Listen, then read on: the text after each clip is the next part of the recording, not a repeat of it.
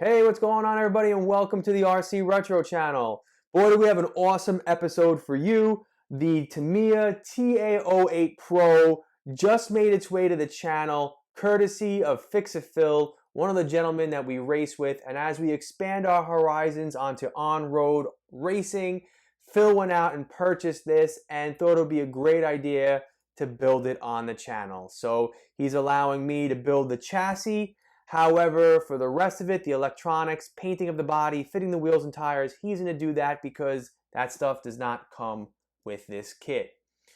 This kit retails for about $333, give or take a few bucks. And, for that kind of money, to not have that stuff supplied with it, you think, it's a bit on the pricey side. But I could assure you, from what I saw already online and in reading, this is a top quality kit. It just comes in right beneath the TRF line put out by Tamiya. However, a really cool article online from the RC Racer, cool website, says that this has a lot of similarities to the Tamiya TRF 420. The best way to put it, he said, is that it shares a lot of DNA. And in doing some research online and reading, I definitely see that, and that's something that I'm going to address later on in the video. So for this particular video, I'm going to do not really an unboxing, but more of a video montage of all the parts, get right into the time-lapse build. I don't know if I'm going to stop and comment at various points, but definitely at the end of the video is when the chassis is together. I will go over all the very cool features, all the aftermarket parts you could add to this, what our plans for this are in the future, and of course, give you a little bit of a review of how I felt the build went and the quality of the kit.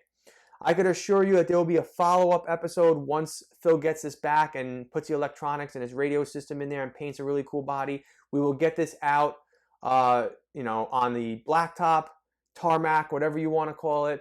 Get some really cool action footage of this in action, and that'll be a follow-up episode, all right? So with that, here's the montage followed by the build. Enjoy.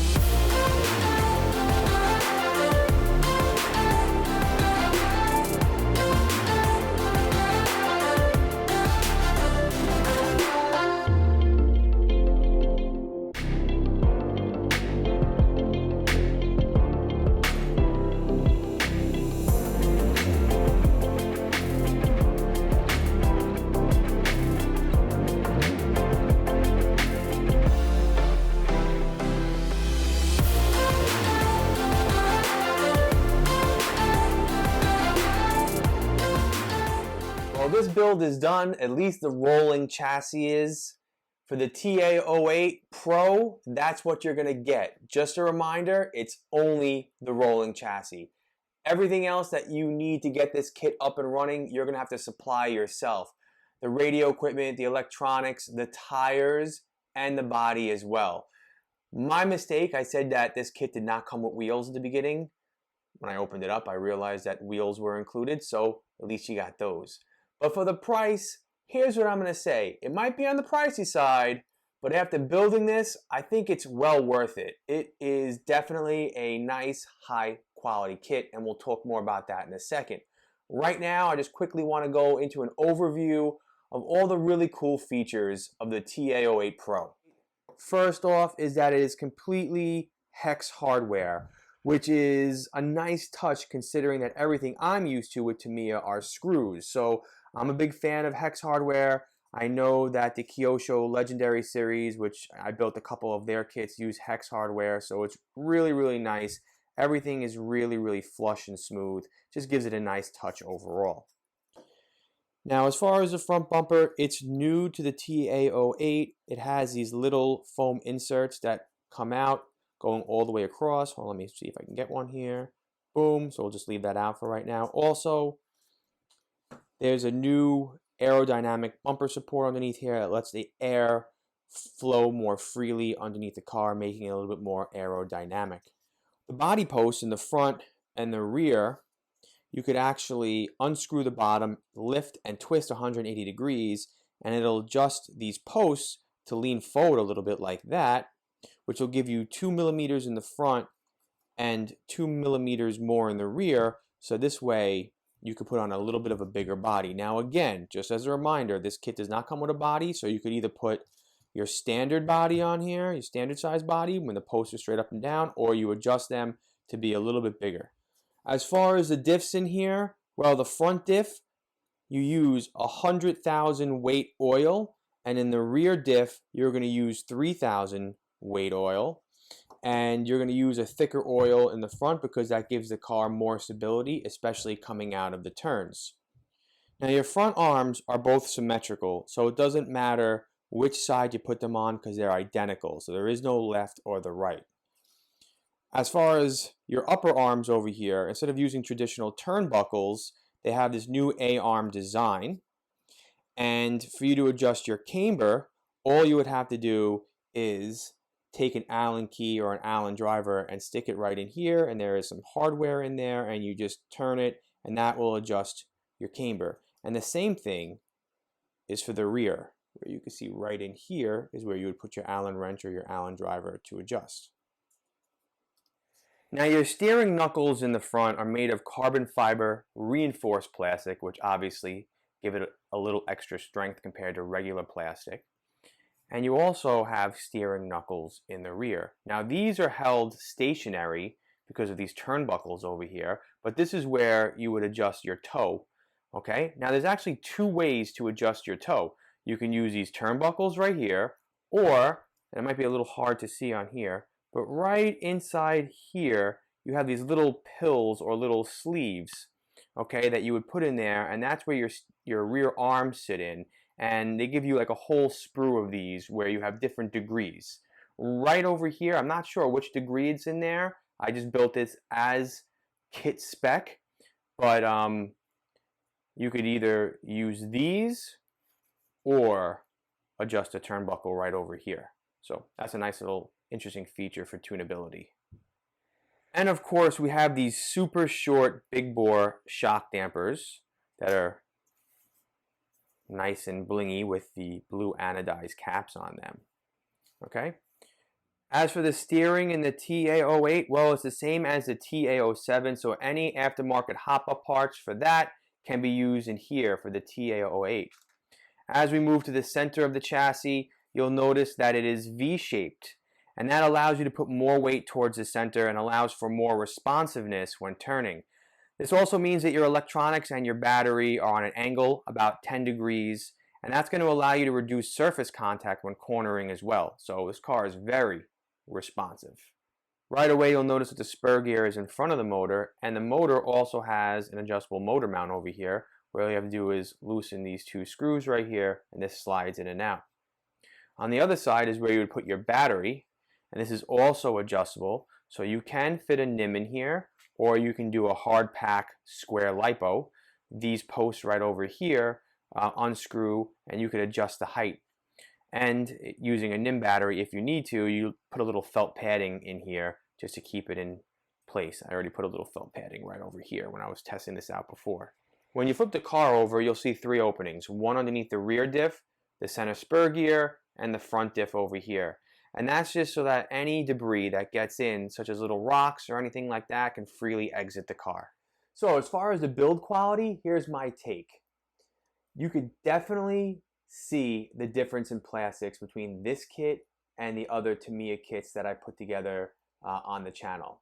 It's definitely a higher quality plastic than the buggies and the other touring cars from Tamiya that I'm used to. Also, the fact that it has hex hardware throughout is a bonus, as I'm a big fan of that as well. As far as actually putting it together, well, it's not overly complicated. Even though it is a high-end kit, all you gotta do is take your time, follow the directions closely, and make sure you look out for the little warning signs, because there's a lot of intricate pieces on here that have to be placed a certain way, so please make sure you pay careful attention to that, or else you're going to find yourself backtracking and having to take parts of the car off and redoing it. And I also have to give Tamiya a lot of credit here, because you can see that they put a lot of thought into this kit. They obviously took, bits and pieces from the TA07 or other TAO touring cars, but more so they took a lot of ideas from the TRF 420, which you see embedded in this. So this is definitely going to be a high performance car, and it's going to be awesome, and I'm really looking forward to eventually having Phil get this back in his hands and then put whatever kind of nuclear power plant it is in here and get it up and running so we can get some great action footage of that. Before I go, I just wanted to share a couple things that I'm kind of surprised with this kit. So I have a little notes over here of things that I compiled throughout the build, and it's not much. It'll only take me a couple seconds to get through. First, there are a ton, and I mean a ton of shims in building this of all different sizes, and it drove me crazy because I was like, this one looks like it fit. No, this one looks like it could fit, and they're all very, very similar. So good luck with that, all right? Also, like I said just not too long ago, be careful throughout the steps, because there are little like warning signs or reminders of certain bits and pieces that have to be placed a certain way. Also, the front and rear diffs, the internal gears are plastic, which kind of surprised me. I thought for a more high-end kit they would be metal, but then again I could see to reduce weight they would use plastic, and that's most likely why.